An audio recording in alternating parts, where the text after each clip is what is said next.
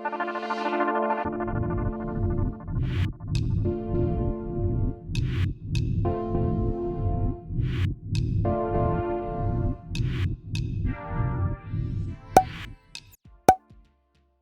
everyone, welcome back to my channel, and if you're new, please make sure you hit that subscribe button and the notification bell so you're notified when I upload, which will be on Mondays. Today I'm going to be sharing with you some on-the-go breakfast ideas that are perfect for school. They will require some prep, so make sure you set aside some time to do that. But in terms of a breakfast sauce, well, those lights just came on.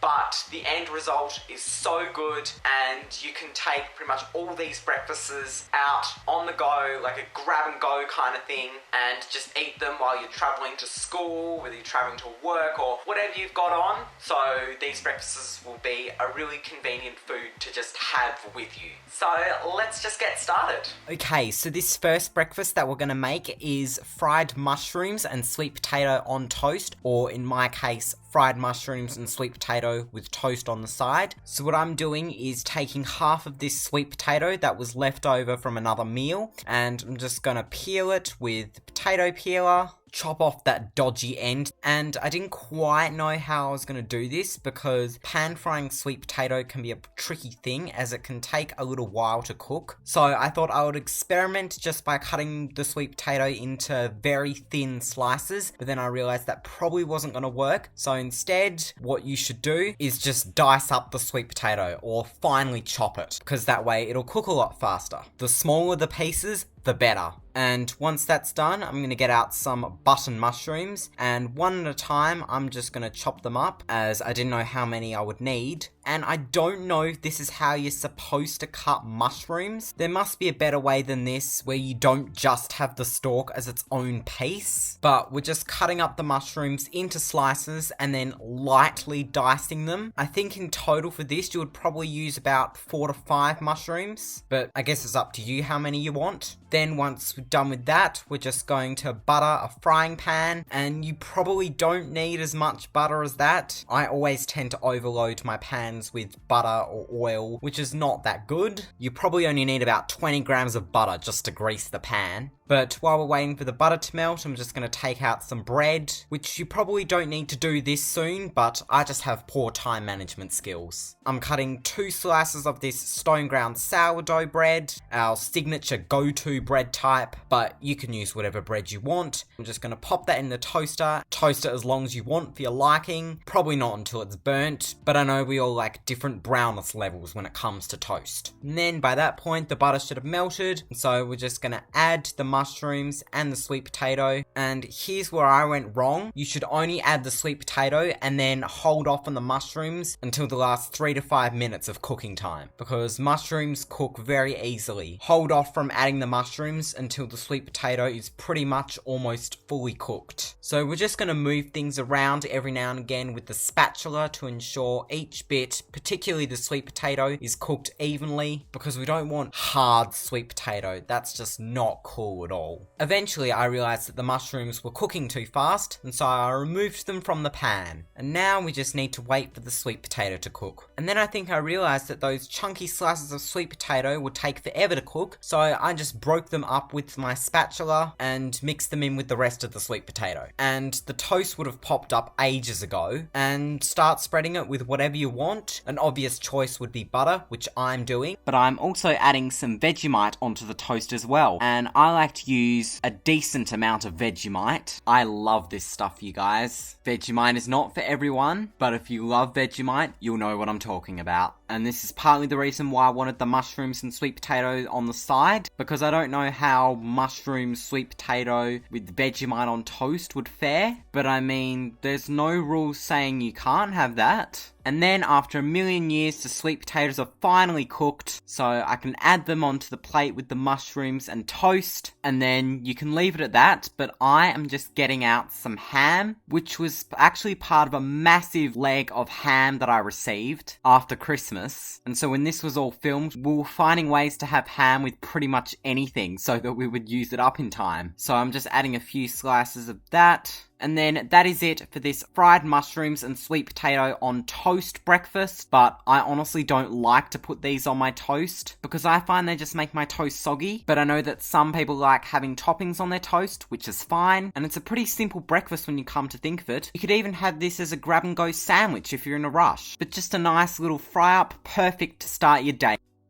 Okay, so this next thing that we're going to make are these corn fritters with a mango and avocado salsa. So what you're going to do is grab out everything you need, and we're going to add half a cup of frozen corn to a small bowl, aka what was left in this bag, and we're just going to defrost it in the microwave for 30 seconds, and then we're going to start making the fritter batter, and we're going to add 2 tablespoons of plain flour to a regular sized bowl, half a teaspoon of baking powder, and around about 1/4 teaspoon of salt. And then we're going to get out a separate bowl and we're going to add in 1 egg yolk, and we're just going to do this by separating the egg white from the yolk, which as you can see I failed at, but I didn't want to have to waste an egg, so I just decided to use the whole egg. It shouldn't make that much of a difference, but there is a step coming up where it would be beneficial to have the white and the yolk separated, but honestly in my experience it wasn't really that big of a deal. And then to the egg yolk or whole egg we're going to add a tablespoon of milk, and we're just going to whisk that together until they're lightly combined. And once that's done, we're going to add the dry ingredients and just give that a stir. And then eventually, we're going to stir in the corn. At this point, if you had successfully separated the egg, you would be beating the egg whites until stiff peaks firm and then folding those egg whites into the mixture. But obviously, we couldn't do that. And then we're going to place a frying pan on medium heat and add 2 tablespoons of oil. And while we're waiting for the oil to heat up, we'll just grab out a plate to put the cooked fritters onto. So with this, we're going to add tablespoons of the mixture into the oil and make sure that they're spaced well apart so that they don't spread too much and stick together. My pan could take them all at one time, which this mixture makes about 6 fritters, but again, it'll depend on the size of your frying pan. And overall, these fritters should take about 1 minute on each side, but the telltale sign is that they're nice and golden and crusty, and we're just grabbing out a piece of paper towel in advance to drain the fritters on once they're cooked. So once it's like that on one side, flip them over and do another minute on the other side, or until it's golden and crusty. Then once they're cooked, we're going to add them to the paper towel to drain, and while the fritters are draining, we're going to get started on the mango and avocado salsa. So we're going to take half an avocado, just peel the skin, and then we're going to lightly cut it into about 1 centimeter cubes, and then we're going to take 1/4 cup of these frozen mango pieces or chunks, and we're going to be doing the same thing with these, just cutting them into 1 centimeter cubes, or roundabout anyway. Then we're going to return to our drained fritters, and we're going to place them back in the pan and just put them in an oven that's set at around 120 degrees, just to keep them warm. Only put the pan in if the pan's oven proof, if not, just use a baking tray or something. Then we're going to take a couple of bunches of spring onion, or I was just using what was left in the fridge, because as you could see it was about to go bad, and we're just going to finely slice the spring onion as best as we can, and then we're going to add around about 2 teaspoons worth of some coriander, and we're just going to finely chop that. Probably best to use a herb cutter. And then we're also going to add some mint and do the same with that. Take about 2 teaspoons worth and finally chop it up. Then we're going to place that all in a bowl and add some salt and pepper to taste. We're just going to mix that till everything's pretty much evenly incorporated. Then we're going to take those warm fritters out of the oven, place them on a plate, top it with the mango and avocado salsa, and then there we go. That is it for these corn fritters with mango and avocado salsa. Once you've made them, you can put them in a container to have on the go, as they're just so light and easy to eat. Not to mention, that salsa is fire.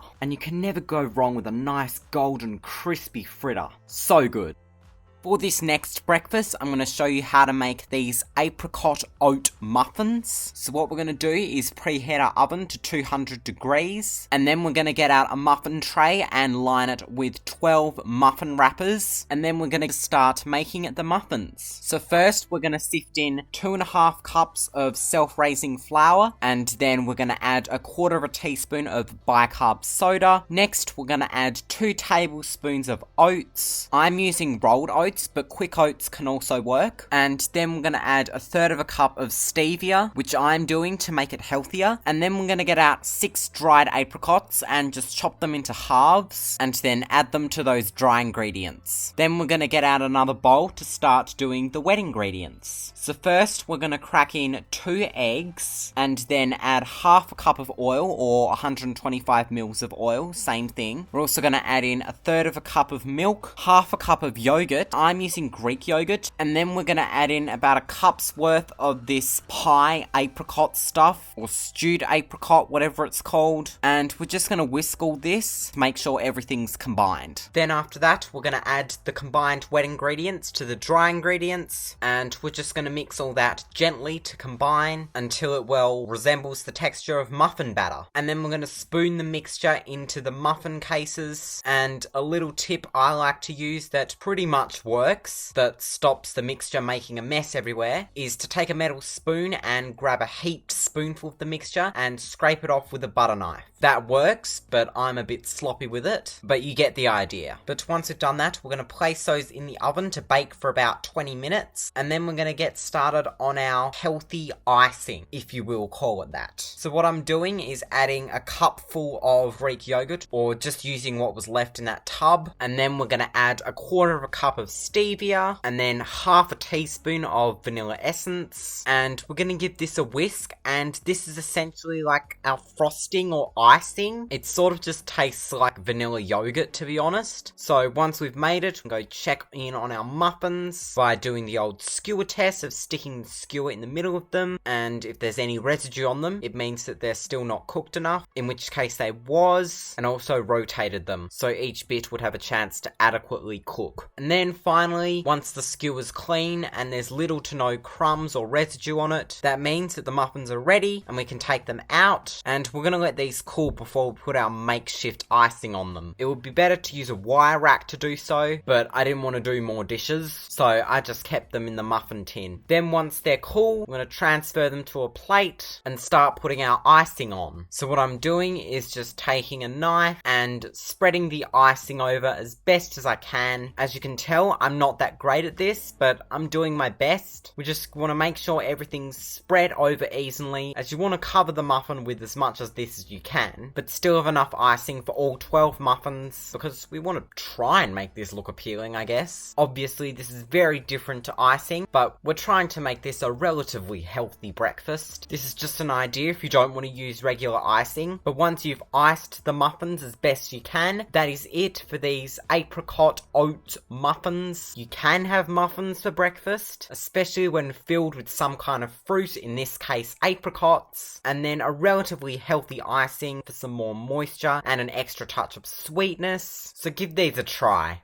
This last recipe is this lemon apple crumble, and this is actually a recipe I created in my catering class back in grade 10, so making a little trip down memory lane here. But what we're going to do is preheat our oven to 190 degrees, and then we're going to take out a ramekin. These are the only types of ramekins we have, and we're just going to grease it, which you can do what I do and put a little bit of oil in and use a bit of baking paper to evenly distribute it. Then we're going to get started on the apple and lemon mixture. So you're going to take 1 Granny Smith apple and just peel the skin off, and then we're going to core it. Still don't have a good technique for this. I'm just cutting off bits at a time and then cutting out parts of the core at a time. That's what seems to work for me. I'll learn how to perfectly core an apple one day. And then once we've got it all out, we're just going to finely chop the apple into small pieces. Doesn't have to be precise or anything like that. And then we're going to get out a saucepan and cook that on medium heat and add the apples to that, along with 1 tablespoon of stevia. Stir it and then cover it for 10 minutes over a low heat, stirring occasionally. In the meantime, we'll get started on the crumble mixture. So we're going to sift in 1/4 cup of self-raising flour, and then we're going to add 1/4 teaspoon of cinnamon and 1/4 teaspoon of ground ginger, and then we're going to measure out 20 grams of butter, and we're just going to cut it into rough small pieces that are around the size of your fingernails. And then we're going to add those to the mixture and just rub that in with our fingers until the mixture resembles breadcrumbs and the butter is all evenly incorporated. You don't want massive clumps of it throughout the mixture. And then we're going to add in a tablespoon of stevia, and it would actually be better if you used brown stevia because you typically use brown sugar in apple crumble, so it doesn't really look like an actual crumble, but it still tastes relatively the same. But we're just going to stir that in, and that's the crumble mixture done. Then we're going to return to our apple mixture, and if the apples are soft, start adding in the lemon. So what we're going to do is just zest half a lemon, which by doing so you're essentially grating the outside of it until you reach the white part, which is called the pith, I believe. And then it's time for everything to go in the oven. So we're going to place the apple and lemon mixture at the bottom of the ramekin, and then add the crumble topping, making sure it's evenly distributed over the apple and lemon mixture. And we're going to place this into the oven and bake it for about 20 to 25 minutes, or until it's golden brown on top, which would be a little hard to do with white stevia, which is why brown stevia works so much better for this, but I was working with what I got. Then, once everything is finished baking, I'm going to take this out, and there you have it, your lemon apple crumble. Now, this does look underwhelmingly small, as when I created this recipe, I had to make sure that it served only one person, and that I could stick to the budget I was given. So add a bit more of everything if you want more of it. But who knows, maybe if you're not into a super huge breakfast, then this might be alright for you.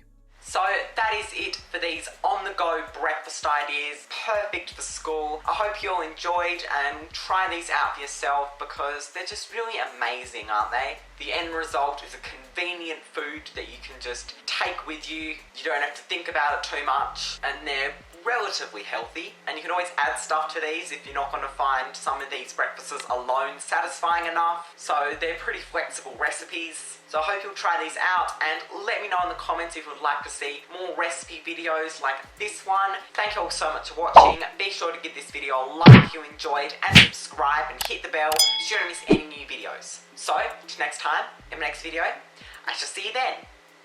Goodbye.